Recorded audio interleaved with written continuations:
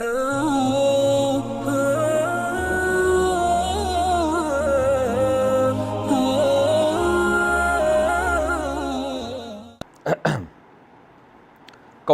صوم میں کھانا کھلانے کی جگہ مالی مدد کرنا، یعنی روزے کا کفارہ کسی پر لازم ہو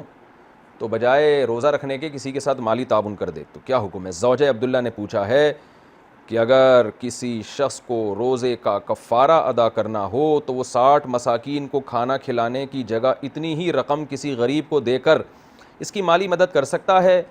اور اگر مساکین کو ہی کھانا کھلانا ضروری ہے تو آج کل مساکین کون لوگ ہیں کہ نیز کیا وہ رقم یتیم خانے میں دی جا سکتی ہے؟ دیکھیں، کسی پر اگر روزے کا کفارہ لازم ہے تو اس کو روزہ ہی رکھنا پڑے گا، وہ غریبوں کو نہ کھانا کھلا سکتا ہے نہ پیسے دے سکتا ہے۔ جیسے کسی نے رمضان میں روزے کی حالت میں بیوی سے ہم بستری کر لی، یا عورت بھی اس پہ راضی تھی، اس کا بھی روزہ تھا، تو میاں بیوی دونوں پہ 60 روزے لازم ہو جائیں گے۔ یا مرد نے اپنی بیوی کے ساتھ زہار کر لیا، زہار کا مطلب ہوتا ہے اپنی زوجہ کو اپنے کسی مقدس ماں یا بہن کے مقدس رشتے کے کسی عضو کے ساتھ تشبیہ دے دی، تو یہ زہار کہلاتا ہے۔ اور اسی طرح کسی نے غلطی سے کسی انسان کا قتل کر دیا، کسی مسلمان کا غلطی سے قتل کر لیا، تو یہ وہ سزائیں ہیں جن پہ 60 روزے لگاتار رکھنے پڑتے ہیں۔ یا رمضان کا روزہ ہم بستری سے نہیں، جان کر توڑ دیا، پانی پی کے یا کھانا کھا کے توڑ دیا، تو ایسی صورت میں 60 روزوں کا کفارہ لازم ہے، اور جس پر 60 روزے لگاتار لازم ہوں گے وہ کھانا کھلا کے یہ کفارہ ادا نہیں کر سکتا، اس پر لازم ہے کہ 60 روزے ہی رکھے۔ ہاں، اگر کوئی اتنا بوڑھا ہو چکا ہے کہ یا شوگر کا مستقل ایسا پیشنٹ ہے کہ اس کے لیے نہ سردیوں میں روزے رکھنا ممکن نہ گرمیوں میں، اور ڈاکٹر کہتے ہیں کہ آپ کی صحت اب اس قابل ہوگی نہیں کہ زندگی میں کبھی آپ 60 روزے رکھ سکیں گے، تو ایسا شخص جو اتنا کمزور اور لاغر ہو یا ایسی بیماری ہو کہ وہ کبھی بھی رکھ ہی نہ سکتا ہو، تو پھر اس کے لیے حکم یہ ہے کہ وہ 60 غریبوں کو 2 ٹائم کا کھانا کھلائے۔ تو نارمل آدمی کے لیے یہ حکم نہیں ہے، یہ اس شخص کے لیے جس میں روزے کی طاقت نہ ابھی ہو نہ بعد میں ہو سکتی ہو۔ دوسری بات یہ کہ جب 60 مسکینوں کو کھانا کھلانے کا حکم ہے تو پھر ان مسکینوں کو کھانا کھلانا ضروری نہیں ہے، پیسے بھی دیے جا سکتے ہیں۔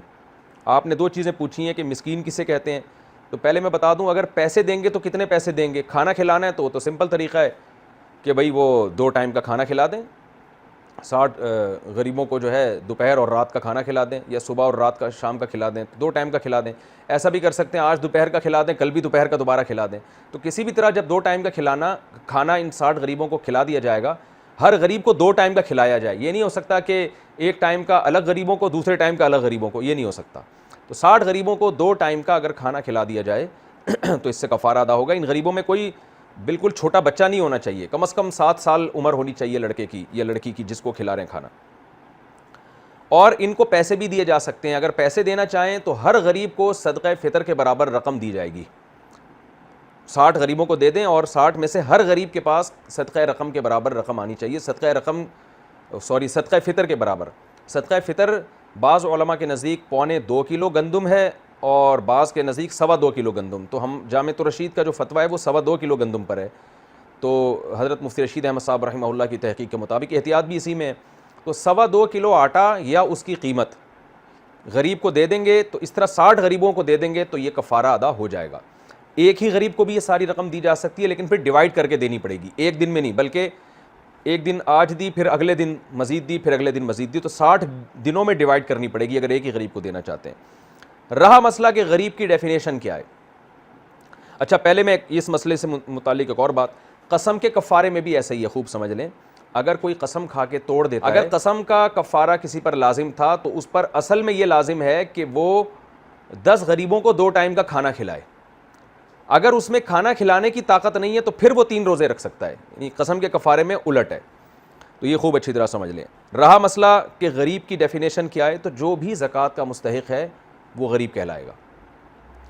تو اس میں ایک اندازہ لگانا پڑے گا، ظاہر ہے 100% تحقیقات تو نہیں ہو سکتی کہ کسی کے پاس سونا نہ ہو، چاندی نہ ہو، کوئی پراپرٹی، اضافی پراپرٹی، رہنے کا گھر تو ضرورت میں داخل ہے، اضافی پراپرٹی نہ ہو، یا کوئی ایسا گھر میں سامان نہ ہو جو پورے سال ہی استعمال نہیں ہوتا، تو ایک ہلکے سا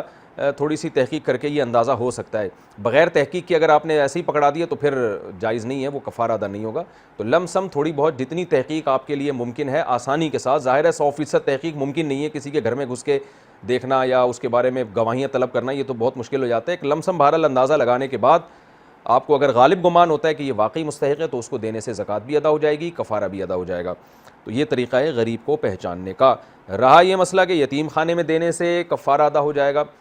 تو بھائی یتیم خانے کی انتظامیہ اگر شرعی مسائل جانتی ہے, سمجھتی ہے, ان کو پتہ ہے کہ ہم نے 60 یتیموں کو کھلانا ہے, 60 میں ڈیوائڈ کرنا ہے ہم نے, تو پھر تو ان کو مسائل اگر معلوم ہے تو ان کو دینے سے زکوٰۃ بھی ادا ہو جاتی ہے, صدقہ فطر بھی ادا ہو جاتا ہے, قسم کا کفارہ بھی ادا ہو جاتا ہے, اور یہ جو روزوں کا کفارہ ہے, یعنی جو ظہار کا یا رمضان کا روزہ توڑنے کا کفارہ بھی ادا ہو جاتا ہے. لیکن اگر وہ انتظامیہ شرعی مسائل سے واقف نہیں ہے, آپ نے ان کو پیسے دیے قسم کے کفارے کے یا رمضان کا روزہ توڑنے کے کفارے کے پیسے دیے آپ نے, اور پتہ چلا وہ انہوں نے اس سے ایک اور یتیم خانہ کھول لیا, یا یہ کہ یتیموں کی ملکیت میں دینے کے بجائے براہ راست کوئی اور فلاحی کام میں انہوں نے خود سے خرچ کر دیا, تو کچھ اس میں مسائل ہیں, پیچیدگیاں ہیں. تو عام طور پر تو ایسا ہونے لگا ہے الحمدللہ کہ جو بھی اس طرح کے فاؤنڈیشن یا ٹرسٹ کھلے ہوئے ہیں وہ بعض دفعہ یہ کرتے ہیں کہ کسی شرعی ایڈوائزر سے رابطہ کرتے ہیں, کسی مفتی سے, تو زکاتیں اور یہ جو صدقات ہیں تو علماء کی نگرانی میں وہ پھر خرچ کرتے ہیں, ان سے مسائل پوچھ کے. تو جہاں ایسا نہ ہو تو وہاں پھر آپ احتیاط کریں, سروے کریں, اگر وہ یتیم خانے میں واقعی مسائل جانتے ہیں اور مستحقین تک خرچ کرتے ہیں تو پھر دینے سے کفارہ بھی ادا ہو جائے گا, زکوٰۃ بھی, اور اگر آپ کو اطمینان نہیں ہے پھر نہ دیں وہاں پہ.